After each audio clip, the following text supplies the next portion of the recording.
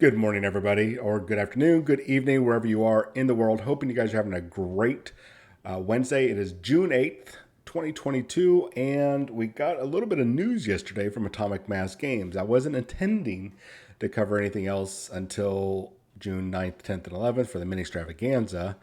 But unfortunately, a few members of the Atomic Mass Games staff, we don't know how many, but several, so I would say three or more, probably four or more staff members have tested positive with COVID 19. So they're going to have to go home and recover, get healthy. I imagine at the offices, if they're like a lot of companies, at least here in North America and the U.S., they'll probably have somebody a service come through, and there's a spray service type thing where they come in and do some cleaning. So they'll probably come in and do that. So there's going to be some delays for the Ministravganaz, as many of you probably have already seen on Facebook. Which, before we go any further, even though I give them a hard time, and I'll continue to give them a hard time, and not a hard time on purpose, more criticism, because that's what we do here. We give positive and negative criticism. However, I hope that they have a speedy recovery, especially those members those members that are sick, and that nobody else who's probably everybody's going to be out of office. Yesterday and probably today, going to get tested. So that we're going to see probably a slowdown. They're probably going to have a lot of people working from home right now, which leads us to our delay for the Ministravganaz. So they're going to be reevaluating the schedule because they'll need to determine between now and when they do reschedule it, what content they're going to reveal between now and then, what content they're going to be saving for the rescheduling, and then they're going to have to determine what content they're going to be putting into the new schedule that takes the place of the stuff that they reveal. Does that make sense? Because they did say over the course of this week, they're going to reveal some of the content originally scheduled for Ministravganaz. I'm hoping it's not just the paint videos, because we've already seen them paint several of these models before, so please don't paint them again. But I get it. Still, wish them the best of luck, because I know that's going to be a headache for them. And in the meantime, we can just wait patiently. Obviously, we can still be upset and complain a little bit, which I probably will. But we're still going to get our content as long as nothing bad happens to all them. Cool, we can wait. We're good. But in the meantime, we're not sure about this next part, because they've said Wednesday, June 9th.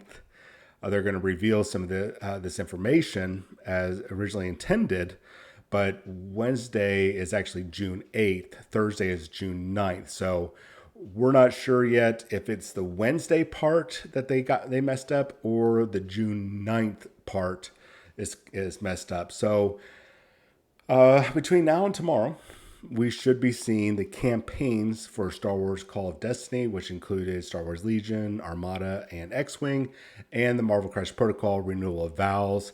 They said that these campaigns are going to be running between whenever it drops till the rescheduled Ministravganaz. Why that's important for it to go on that long, I'm not sure. I don't know if they're going to be taking in all the results and taking that into account. To see how things pan out. I don't know. We really don't know what's going on until they drop that information. Hell, by the time I'm talking here on this video, they might have already dropped that information. I hope, and at least for the one person out there that does watch, that works there, and anybody that knows some of those people, which actually I know people that know people. No, I know people that work. No, well, I do know people that work there. I know people that are in better contact with the people that I know that work there. There we go. That's better. I really hope that they will do like an exit survey or something after these campaigns are dropped, to get our feedback, to see what our participation levels are.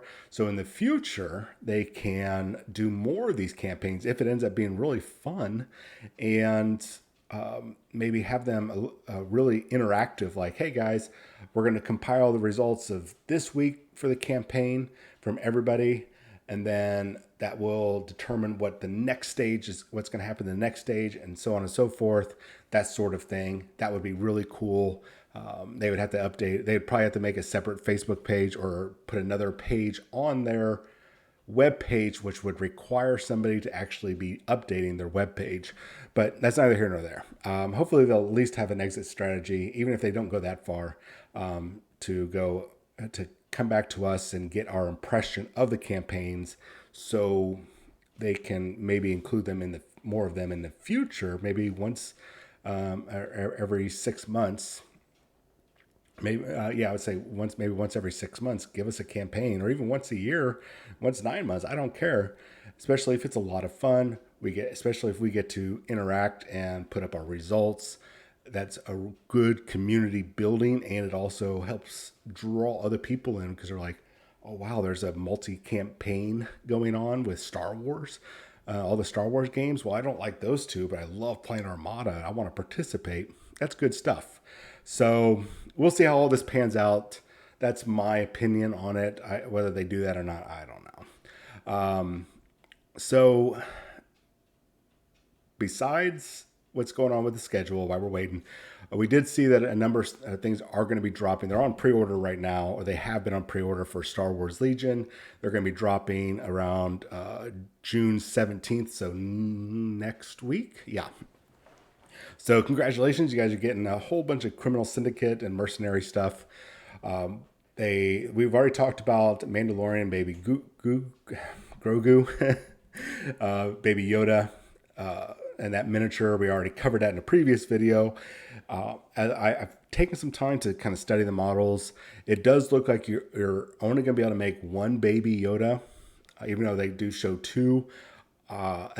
And I could totally be wrong, and you guys might know otherwise, so you can type away going, no, John, you're effing wrong. They already said blah, blah, blah. It looks like the front chest, or the front cavity for the miniature, it looks like it's a separate piece, and then the back half will feature the head and the arms, so it'll just be basically a two-piece model, and you'll slap it together so you get one or the other. It could still be two, but generally these are, you get two models in there, the main guy and then the something else. There could be two Baby Yodas in there, but I doubt it. The other good thing about this, I was concerned with, during the start of the pandemic, Star Wars Legion put out the very limited quantity, limited edition Luke Skywalker. I think it was the costume from Empire Strikes Back. I think they were only giving out like 3 per store, and then the stores were selling them for hundreds and hundreds of dollars, which find that they were able to recoup some of their losses during pandemic, especially if they weren't pushing any Games Workshop product. Then they were really suffering, because Games Workshop did really, really well, really well during the pandemic, really, really well. At any rate, so this doesn't look like it's limited edition.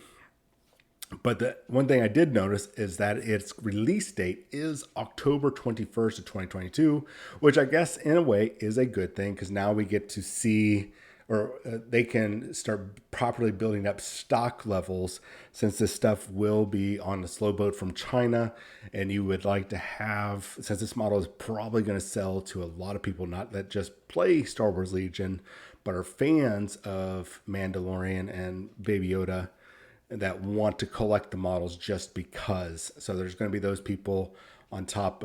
There's always the collectors, but there's probably going to be a lot more collectors now for this model set versus normal type of collectors. So, and which is good, because also Fantasy Flight Games really would drop the ball on their stock levels for any of their product, really. They would get small stock levels. They would wait till it's down to almost a bare minimum, or almost nothing. Then contact the warehouse or the factory. Hey, print us off more of this stuff. And so then they print it off, package it, wait till their stock levels are up high enough, plus other things that they're ordering that they let get down, and then do one big mass order, It's on the slow boat from China, takes way much longer. Plus, their stock levels are at critical levels, and they're usually run out way before it even remotely arrives in the U.S. Now, Atomic Mass Games and Asmodee, I'm guessing they fix those supply chain issues, and stuff like this is really good. This is good optics. This is good for not just Star Wars Legion or X-Wing Armada, but also Atomic Mass Games, Marvel Crisis Protocol, and any future product that they might delve into. There was some people were talking about a connected Marvel Crisis Protocol RPG.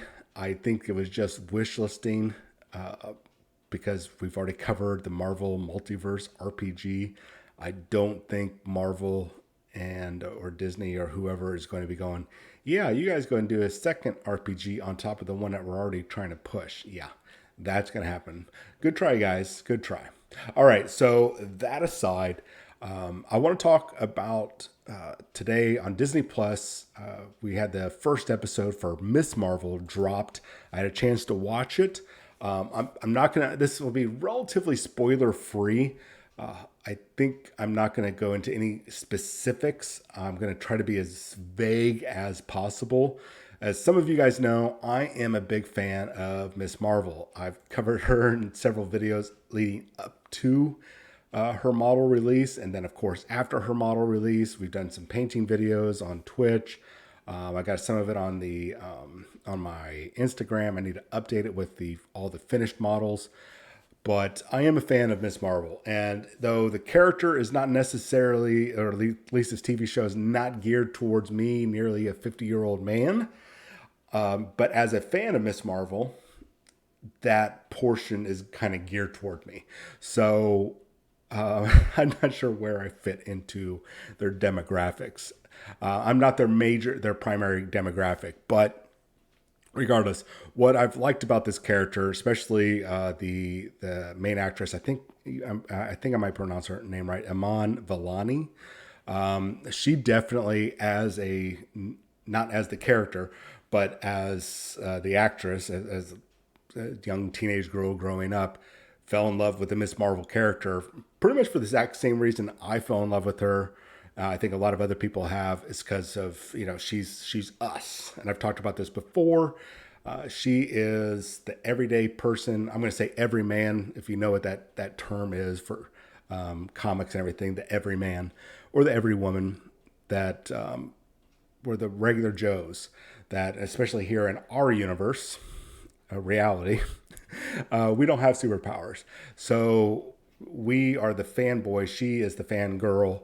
We're seeing the Marvel universe through her eyes. And then she, just like us, kind of always wished we would have powers, what we would do with those powers and everything. And then she gets it. So she's basically our outlet.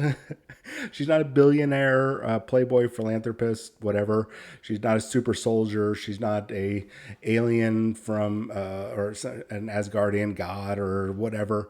She's none of that stuff. She's a regular human being that ends up getting superpowers, and which is ideal because she's got all these superheroes living in her universe that she gets to, even though she's not trained to be a superhero, she gets to see what that ideal is and live up to those ideals of being a hero. And we get to see all the fangirl, fanboy stuff, which I think is cool. Now, the pacing of this show is good so far, and it's only the first episode.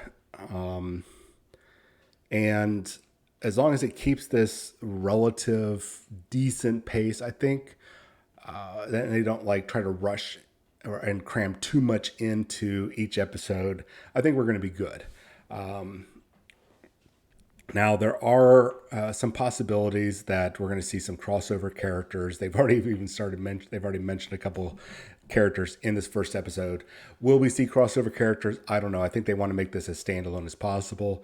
If there is going to be any crossover characters, we'll get that probably in the last 1 or 2 episodes, and then that'll be it. Now, I'm going to go with I'm going with all the good right now. If you've had a chance to play, let's see if I can find it. Do I not have the image? There we go. Haha. The Avengers game from Square Enix and Crystal Dynamics. Yes, that game ended up bombing, but it was still fun to play. It was a lot of monotonous, a lot of grinding.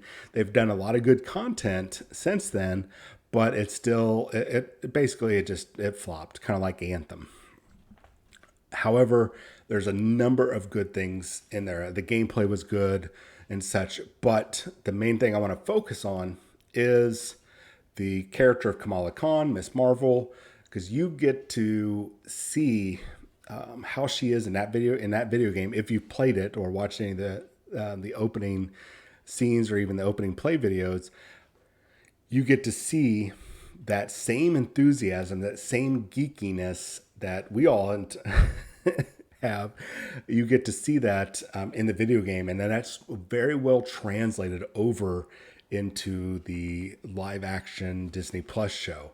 So they did a very good job with her. The actress is a huge fan of Miss Marvel. She definitely fits the role, not only in appearance and acting ability, but she also fills that role because she is a fan that gets to live out her dream of being a superhero. Yes, it's all CGI and all that jazz, but that same enthusiasm, that geekiness that we all have, she's carried it over into that character, and it's perfect. So they did a great job there with her and building up. You see that later on in this first episode. Now, there are some downsides to this first episode that they're minor. Well, first up, I'm being almost a 50-year-old man. This isn't really geared toward, a lot of this isn't really geared towards me. So a lot of the teen angst, obviously, I'm not going to be able to relate to too much, but it's still, it's still enjoyable to watch. Now, there are some similarities to now, not this John Cusack movie, but I was trying to think of some John Hughes and John Cusack movies. There's one, and you guys put it down to start typing furiously down below, one where he goes to a beach with a bunch of weirdos, and there's a big competition, like a sailboat competition, and they soup up a boat and do the competition, all that stuff. There's some vibes between Say Anything and that one, and a lot of John Hughes style movies in the beginning of the first episode that really kind of Miss Marvel that I'm kind of picked up on, whether that was intentional, unintentional, or just very coincidental. I don't know, but there are definitely some connections there, as well as a major, they're like vibrating at a high frequency in the beginning, some Stranger Things vibes. It could just be some small parts, but both of these are really in the beginning, and then you get into the meat of the show.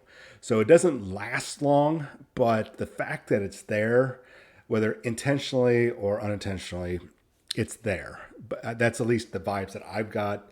As I do watch a lot of TV, I do watch a lot of movies. It doesn't make me a super critic. It just I'm picking up on these things. I think some of you guys will too. Whether you care about it or not, you guys might even give a damn. But it's enough that it's like, really, could you not have maybe steered clear or had somebody like double check your work to go, ooh, yeah, we don't want to do this because it's really close to Stranger Things or John Hughes film or something like that. I feel like that maybe they should have had double checked, and I could be wrong. Does it break the immersion? Does it ruin the episode? No, not at all. And the episode is still a good episode. It's a good origin episode. We get everything condensed pretty much right in the beginning or in this first episode. I don't think it's ruined by any stretch of the imagination. Right now on Rotten Tomatoes, which you never know if you can trust Rotten Tomatoes, especially when it comes to critic ratings. I rarely trust the critic ratings. Usually the audience scores a little bit more in touch, or the critics are paid by their newspapers or wherever they work at. Plus, they're also they get early access, so they get that sort of bonus, that benefit of being a critic, a journalist. That's so. Of course, they're going to do more of a fluff piece and boost it up to boost their ratings, their clickability, and of course, so they can get early access to stuff. So I generally don't trust professional critics. Usually, the user audience score is something I can go by. I think that's a little bit more accurate over the other. So, anyways, when you guys get a chance, I would recommend at least do what I do and watch maybe the first 3 episodes of a show. I really do that with anime. I try to do that with TV shows. If you can't hook me in those first 3 episodes, then I'm going to bounce out. Maybe I'll watch it a year or so later, like Game of Thrones. I'm finally watching Game of Thrones because it just didn't click with me in the beginning. Now I really don't have anything to watch, so I'm watching that. Except for season 8, I've watched season 8. Now I'm going back to watch season 1 through 7, which is probably going to get some people to scream at me. At any rate, I still think it's a good show. I think with Miss Marvel, I think I'm going to give it the chance. At first, I didn't want to because of the powers. And you guys, I'm not going to cover the powers right now because this is still the first episode, and a lot of you guys have seen the controversy. I'm still not happy with the radical deviation of her origin of her powers, but I'm at least going to give it an opportunity to see how they make it work.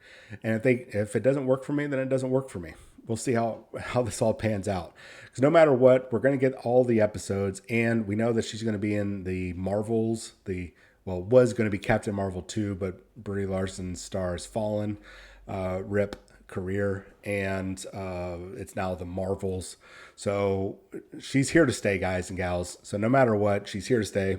I recommend giving it a try. If you don't want to give it a try, whatever. Let me know what you guys think about this. And this is my first kind of delving into a little bit of reviews of TV shows. I plan on doing more, mainly on anime. I've talked about that before. I'm still trying to work out the deal,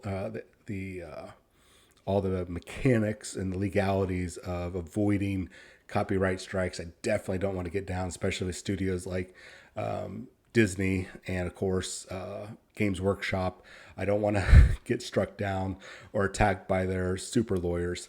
So let me know what you guys think, and I will talk to you guys later. Have a wonderful day. I'll see you.